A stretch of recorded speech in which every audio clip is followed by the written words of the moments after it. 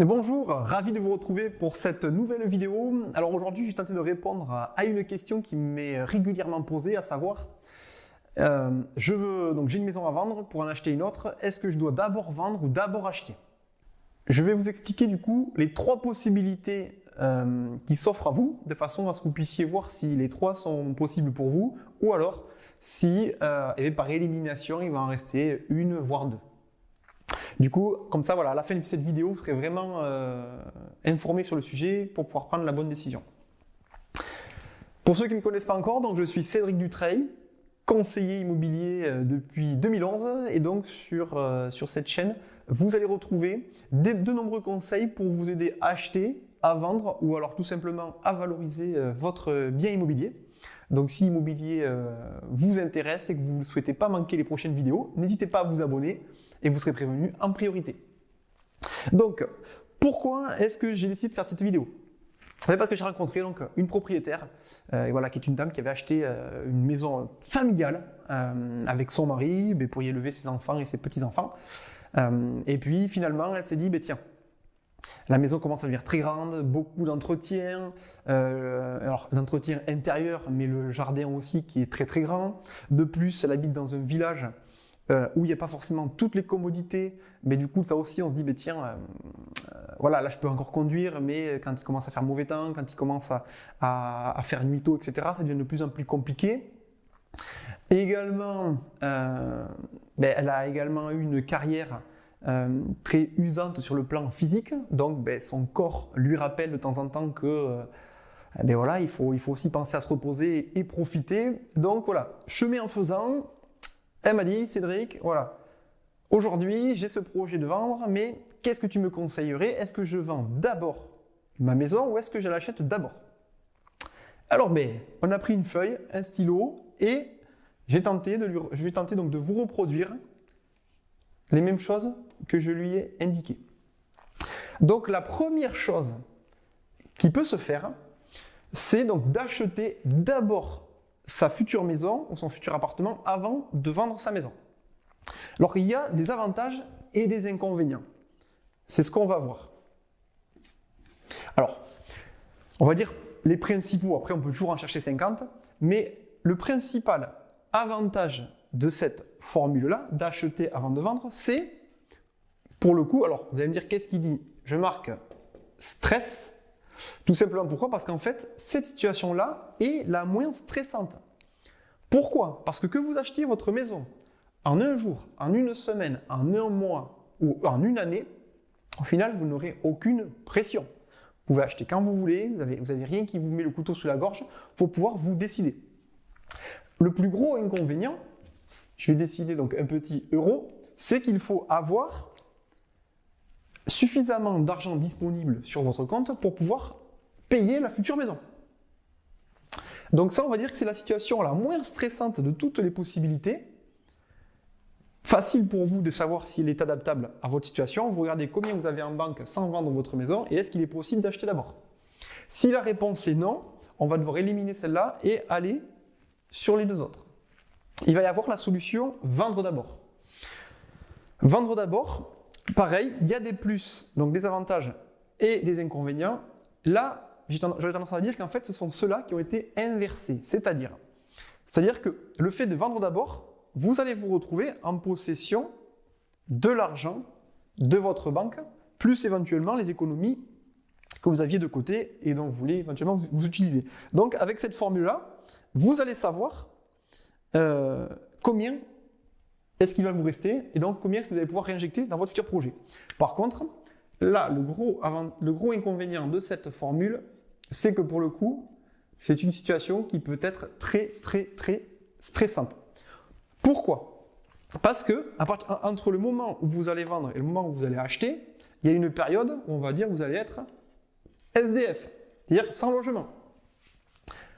Alors, on peut trouver une combine pour que ça n'arrive pas, c'est de vendre votre maison et d'acheter la suivante le même jour chez le notaire. Comme ça, vous déménagez. Par contre, l'inconvénient qu'il y a, et c'est pour ça que ça va être aussi source de stress, c'est qu'il faudra du coup que vous achetiez la prochaine maison très rapidement.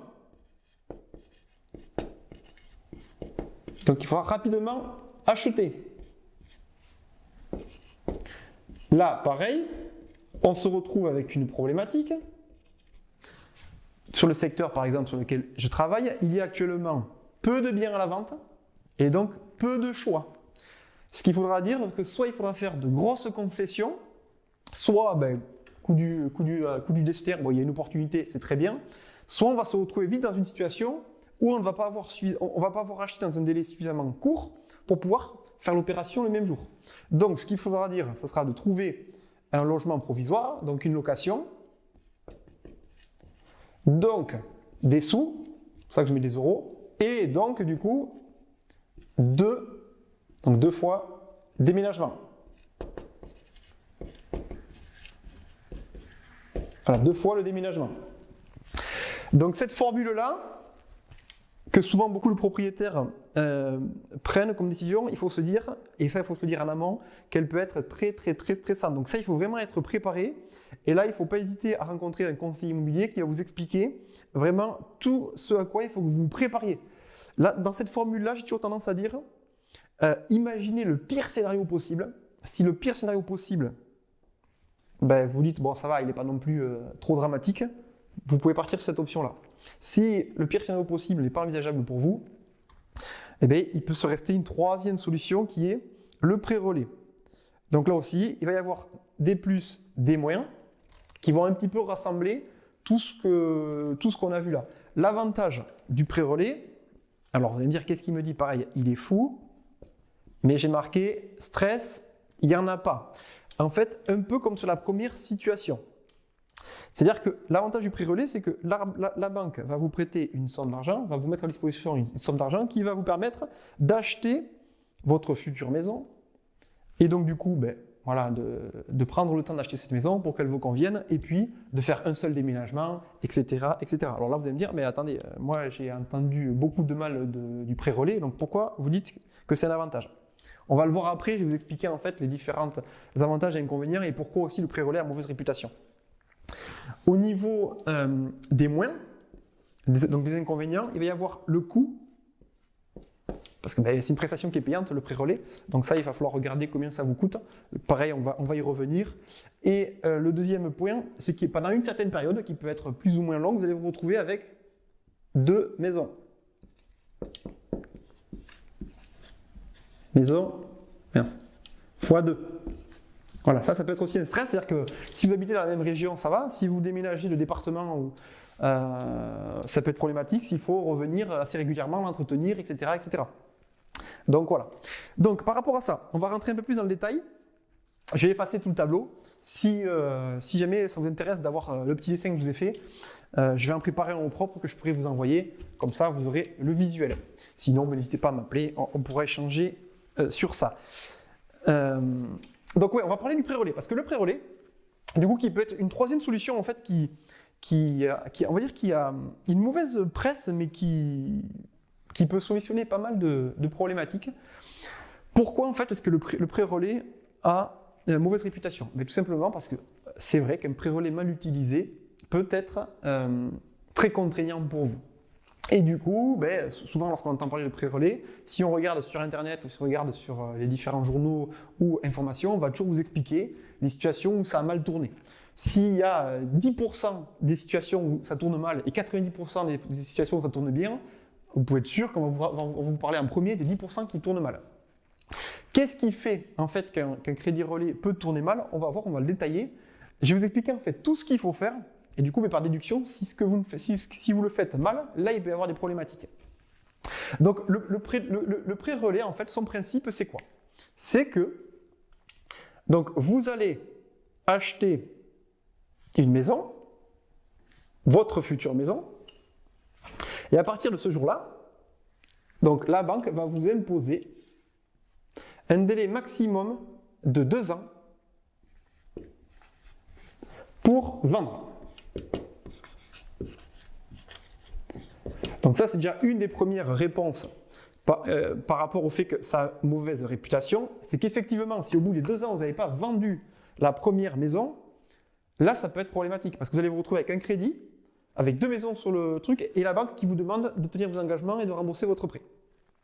Donc ça, c'est très important. C'est la première des choses qu'il fait. Son fonctionnement, comment est-ce qu'il va être déterminé? Le fonctionnement du pré-relais est assez simple. Donc, on a vu la durée, le montant. Maintenant, vous allez vous dire, ok, mais combien? Donc, ils vont vous demander d'estimer, d'estimation, donc, l'estimation de votre maison. Donc de là, par exemple, imaginons votre maison est estimée 300 000 €. Voilà, ça on va dire que ça c'est l'estimation que vous avez eue. La banque, elle, va appliquer, en fait, ne va pas prendre la totalité de ce montant-là. Elle va appliquer donc un abattement souvent qui est entre 50% et 80% de la valeur du bien. On va prendre pour l'exemple 70%. Pourquoi je mets moi? Hop. Donc en gros, voilà, la banque, si votre maison vaut 300 000 € d'après les agences immobilières, la banque va vous prêter maximum 210 000 €. C'est-à-dire qu'elle va soustraire un risque de 30%. Qu'est-ce que c'est ce risque? C'est, imaginons, l'estimation a été surévaluée, imaginons sur 2 ans le marché baisse, imaginons il faut que vous la vendiez vite. Bon, bref, en gros, elle se dit que si vous baissez le prix de 30%, vous allez pouvoir rembourser le pré-relais. Donc déjà, là aussi, c'est un ordre de réponse de savoir si le pré-relais peut être intéressant pour vous. C'est que concrètement, il faut regarder si en prenant 70% de la valeur de votre maison, plus éventuellement les économies, donc en totalité ou en partie, que vous voulez injecter, égale votre budget. Pour l'exemple, on va dire par exemple que, allez, vous avez 40 000 €. Donc ça fait 250 000 €. Si, avec 250 000 €, vous pouvez réaliser votre projet d'achat, là, ça peut être intéressant. Si par contre, vous avez une maison qui vaut 300 000 € et que la maison que vous envisagez d'acheter, ou l'appartement, peut-être vous habitez dans une petite région et vous envisagez d'acheter un appartement vue mer sur un coin très coté, il se peut que l'appartement coûte plus cher que votre maison. Là, pour le coup, cette formule ne va pas être possible. Donc ça c'est une autre réponse qui va vous expliquer. Au niveau du fonctionnement. Donc là, après, vous allez me demander le coût. Donc le coût, la meilleure personne qui pourra vous renseigner, c'est soit un courtier, soit votre conseiller bancaire. Mais concrètement, le coût, comment ça marche? Déjà, il y a la prestation de service. C'est-à-dire que c'est un service bancaire. Donc, vous allez avoir le coût lié à ça. Mais l'autre avantage donc, du pré-relais, c'est que pendant les 2 ans, vous n'allez pas payer, vous n'allez pas rembourser le crédit, le prêt qu'ils vous font. Vous allez simplement avoir à payer donc, les intérêts. Ça, il faut les payer. Et vous allez avoir à payer également l'assurance décès. Et donc là, plus vous êtes âgé, plus elle sera chère. Et également, si vous avez eu des antécédents de santé, vous allez avoir un malus. Donc en gros, ça, ces deux choses, ce sont les seules choses que vous allez payer pendant la durée des 2 ans. Et donc là, ça peut être un montant plus ou moins important suivant votre projet. Pareil, je vous invite donc à vous rapprocher du banquier. Donc voilà un petit peu le principe du pré-relais. Donc c'est assez simple à faire. Concrètement, moi je vous le conseille si votre maison a une valeur supérieure à votre futur achat. Ça peut être intéressant, ça sera moins stressant. Donc concrètement, qu'est-ce que vous avez à faire si vous voulez au moins vous renseigner sur le pré-relais? La première étape, ça va être déjà de faire estimer votre maison. Estimation. Pourquoi? Très simple, déjà de savoir combien vaut votre maison. Et puis parce qu'en deux, quand vous allez aller voir la banque, elle va vous demander combien vaut votre maison. Donc vu que vous aurez le papier, vous pourrez le faire. Et lors de l'estimation, du coup, avec le professionnel de l'immobilier, vous allez pouvoir discuter des 3 formules pour savoir s'il y a d'autres choix qui peuvent s'opérer devant vous. Donc voilà, donc je viens de vous expliquer un petit peu rapidement le concept. Alors j'espère que ça a été assez clair.